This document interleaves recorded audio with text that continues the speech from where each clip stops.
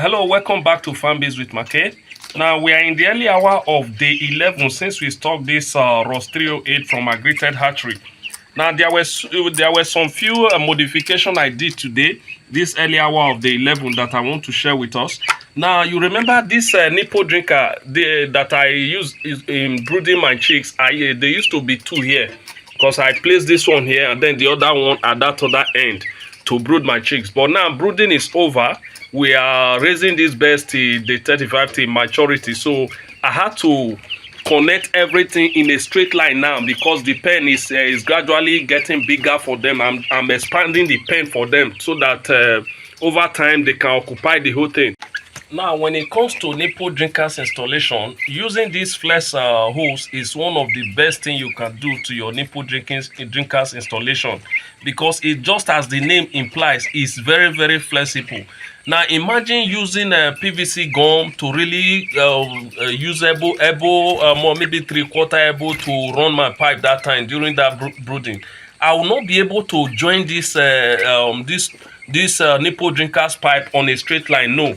But with the help of this flex hose and this half-inch T, I was able to join them in a straight line. Now, the beauty of this is this. Assuming I want to continue with this same nipple drinkers down to this other end of the pen, I'll be able to use this same flex hose, join it to this existing nipple drinking system, and then connect it straight down on a straight line. So that is the beauty of using this kind of installation, using flex hose to run your nipple drinker system.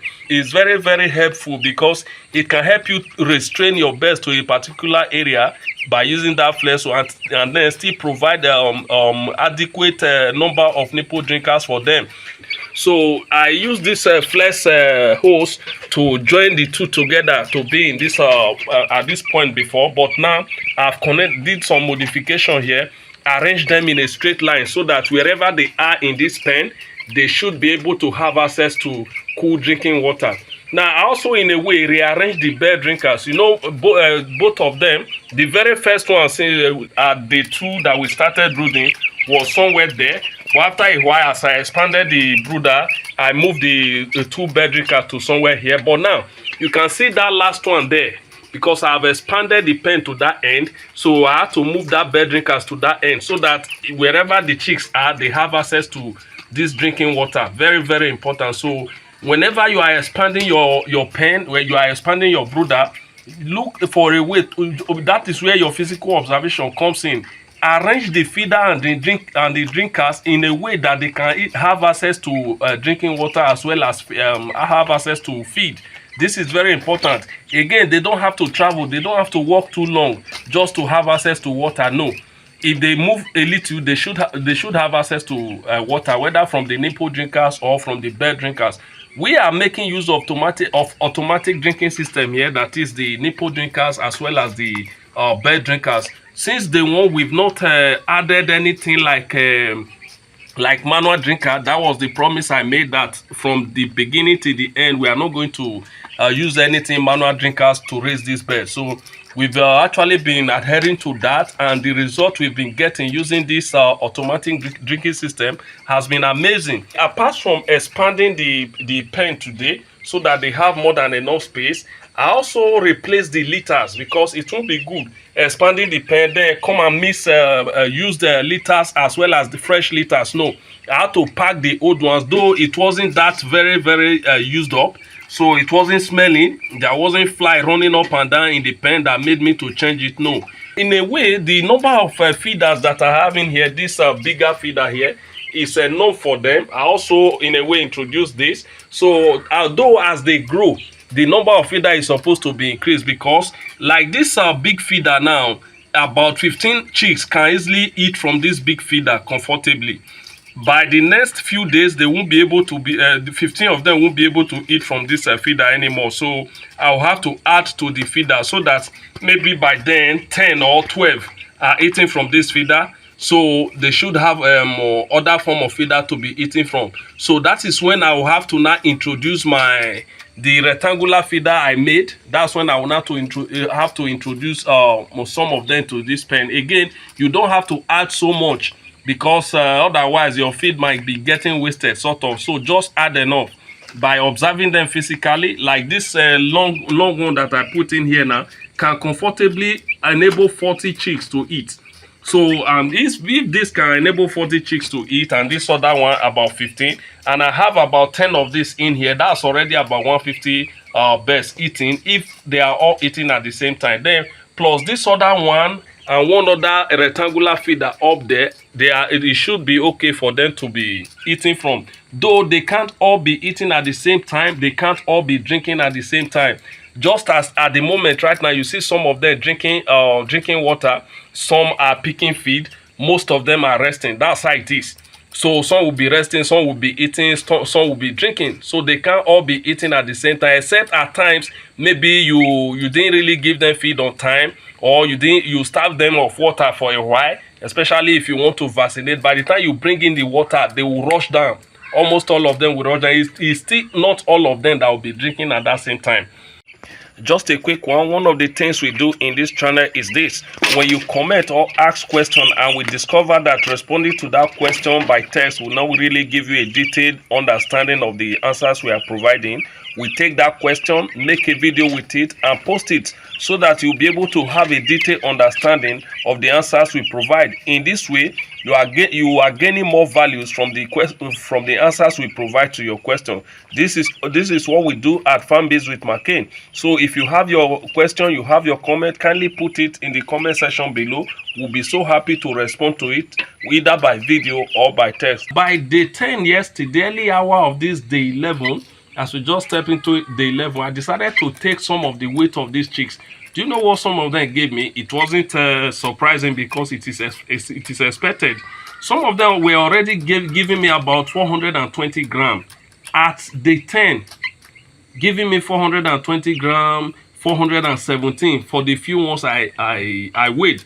But remember, by day 14, we are still going to take our average weight, and I know we are going to overshoot our average weight that we normally get. We are going to overshoot it. That will be so impressive. Now, I released the name of the feed that I've been using, that is that are used in raising this particular batch right now, that is Ultima Plus. That feed is wonderful. It's very good. Based on the result that I'm seeing right now, it's very good.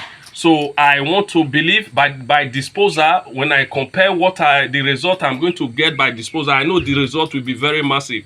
When I compare it with the previous result I've been getting, we may have to stick to this brand of feed. So because what I am getting right now is very amazing. Now, since we stopped these chicks from day 1, we've only had just one mortality. The mortality I explained to you a few days ago, it wasn't as a result of the chick dying by itself. It was an error, a mistake from one of us that do help us to take care of the chicks. So she put some stuff on top of the feeder. That stuff fell on the chicks. That was how we lost that. So we could not revive it. It's not that, okay, we woke up, we met one dead. No. By the grace of God, we hope to keep it that way, so that at the end we won't have any loss. Everything will be like as we stock it from day 1. That will be so amazing. I can tell you that. So we are doing all we can, though the major thing we are likely to face is heat stress, because though we are in the rainy season, there are times, especially today, it was really sunny. So these chicks, they were panting seriously. So I observe it. No, it's time for me to really give these chicks more than enough space. So I had to expand this pen for them so that they have more than enough space, because that ventilation is very important to them. You don't have to deny them. If what you are aiming at is that massive weight by disposal, don't deny them ventilation. Don't deny them good clean water. Any water you cannot drink, don't give them. Because if you give them, you are going to get poor results. And then give them quality feed.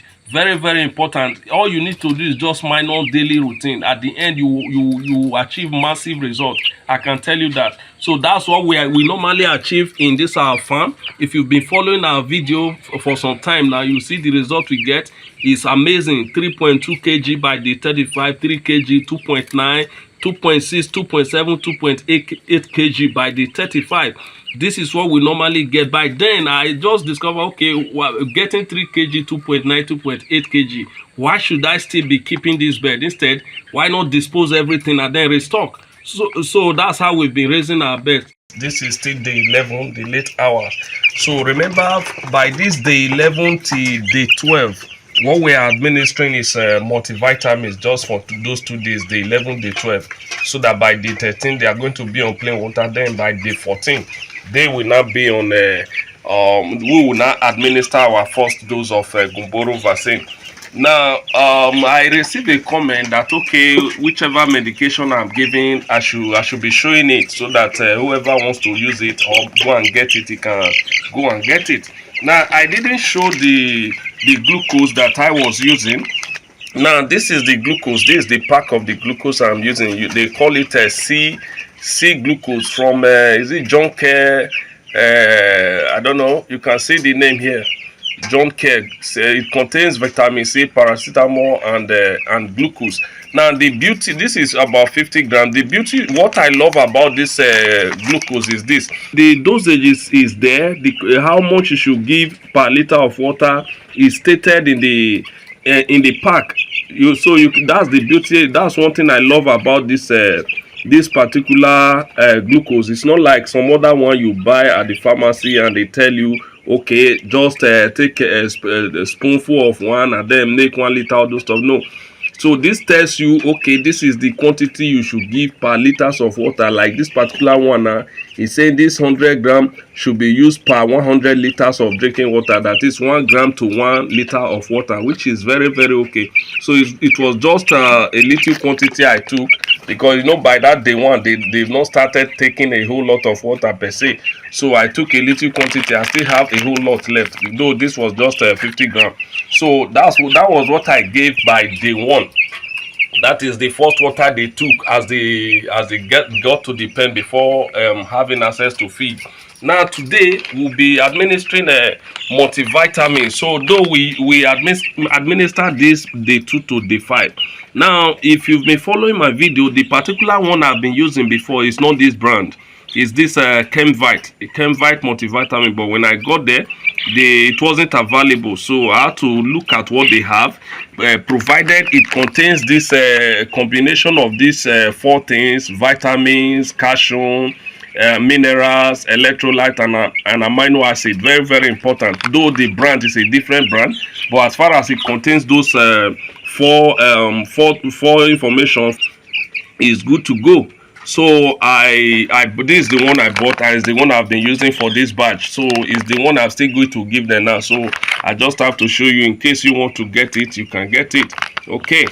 Again, I'm not trying to use this opportunity to advertise any brand of medication. No, I'm just doing this because one of my followers requested that I should be showing the medication that I am using. That is why I'm showing this. It's not that I am doing a form of promotion for any brand. No, I'm not doing that. Nobody paid me to do that. So that is it. Now the dosage is also stated at the back of this medication. Always read the dosage. Don't just assume, use spoon, take. No, look at the dosage before you administer.